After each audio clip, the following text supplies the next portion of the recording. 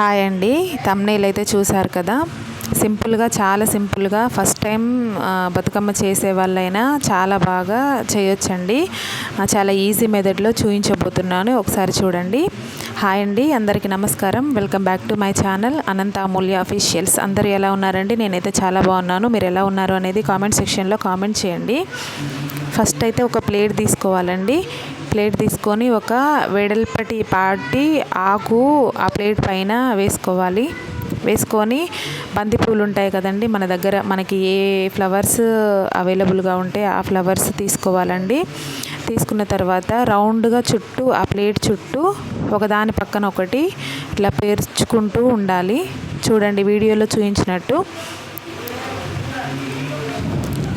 Plate చుట్టూ ఇలా అమర్చుకోవాలండి.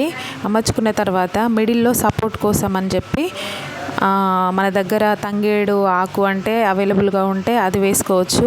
చిన్న చిన్న ఆకులు ఉంటాయి కదండి మన ఇంటి పరిసరాల్లో ఉండే ఆకులు, అవి మిడిల్లో పోయడం వల్ల ఏంటంటే కొంచెం బతుకమ్మకి సపోర్ట్గా ఉంటుంది అన్నమాట. మిడిల్లో ఇలా పేర్చాలండి. స్టిఫ్గా పూలు రాలిపోకుండా ఉంటాయి. మిడిల్లో మనకి వీలైనంత ఎంత అయితే ఆకు పడుతుందో చూసుకొని ఆకు అలా సర్దుకోవాలండి. మళ్ళీ తర్వాత ఒకదానిపైన ఒకటి ఆకు ఇలా పోసుకున్న తర్వాత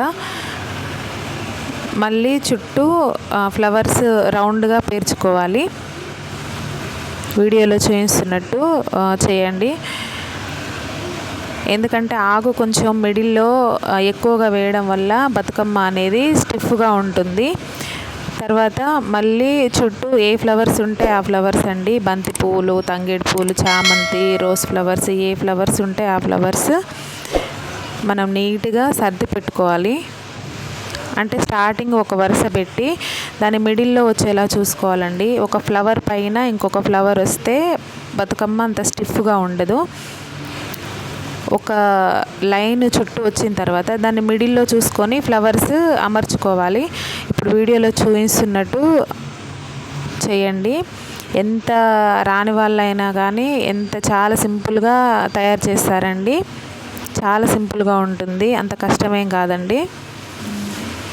మిడిల్లో ఆకులు కొంచెం మనం ఎక్కువగా వేసుకోవాలి. మనకి ఏ దగ్గరలో ఏ ఆకులు ఉంటే అవ్వండి, కొంచెం చిన్న చిన్నగా ఉండేవైతే ఎక్కువగా పడతాయి.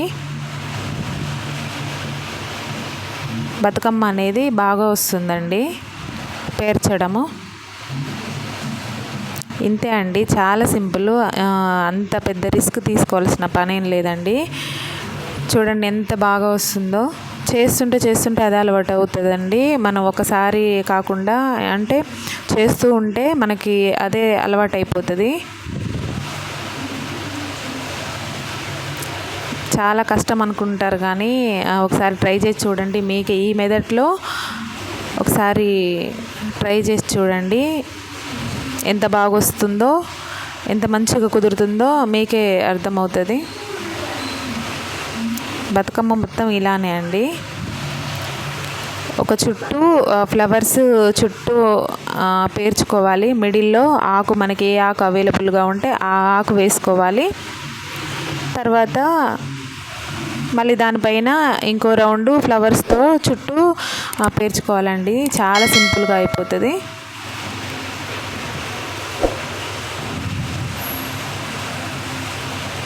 చాలా సింపుల్గా, చాలా తొందరగా క్విక్గా అయిపోతుందండి.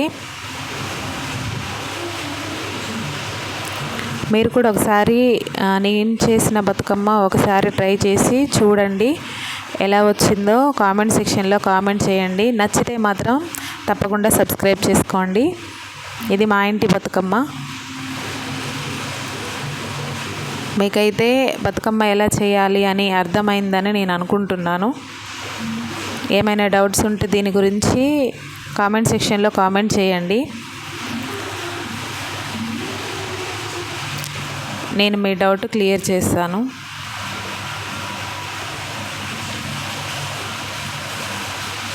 చాలా అందంగా, అద్భుతంగా వస్తుందండి.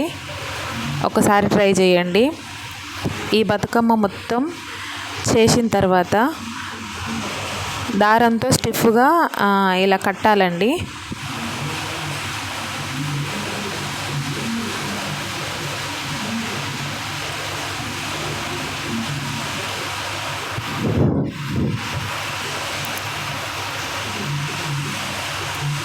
ఎక్కువ శ్రమ లేకుండా, ఎక్కువ రిస్క్ తీసుకోకుండా చాలా సింపుల్గా అయిపోతుంది.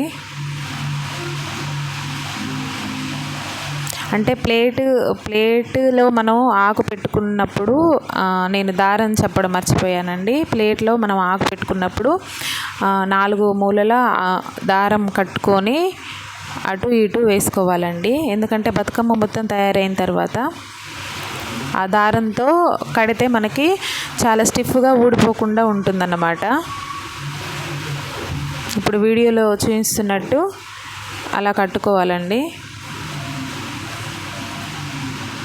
ఈ వీడియో కనుక ఈ బతుకమ్మ చేయడం మీకు అర్థమైందని నేను అనుకుంటున్నానండి. ఈ వీడియో కనుక మీకు నచ్చినట్లయితే లైక్ చేయండి, షేర్ చేయండి. తప్పకుండా మన ఛానల్ సబ్స్క్రైబ్ చేసుకోండి. మీరు సబ్స్క్రైబ్ చేసుకోవడం వల్ల నాకు కొంచెం మోటివేషన్ లాగా ఉంటుందండి.